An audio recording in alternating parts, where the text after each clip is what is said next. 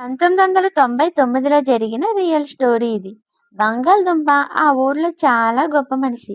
ఊర్లో చాలా న్యాయబద్ధమైన తీర్పులిచ్చేవాడు. ఆ ఊరిలో ఎవరి పెళ్ళైనా బంగాళదుంప తీర్పిచ్చాకనే, అంటే బంగాళదుంప ఇద్దరికీ ఇష్టం అయితేనే పెళ్లి చేసేవారు. ఇద్దరిలో ఎవరికిష్టం లేదన్నా ఆ పెళ్లి చేసేవారు కాదు. ఆయన తీర్పుని ఆ ఊర్లో వాళ్ళు అంత గౌరవించేవారు. బంగాళదుంప కొడుకు పేరు పొటాటో.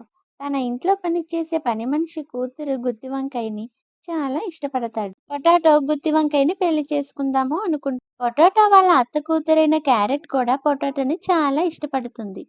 పొటాటో గుత్తి వంకాయని ఇష్టపడుతున్న విషయం తెలిసి చాలా కోపడుతుంది. గుత్తి వంకాయకి క్యారెట్ ఒకరోజు వార్నింగ్ కూడా ఇస్తుంది.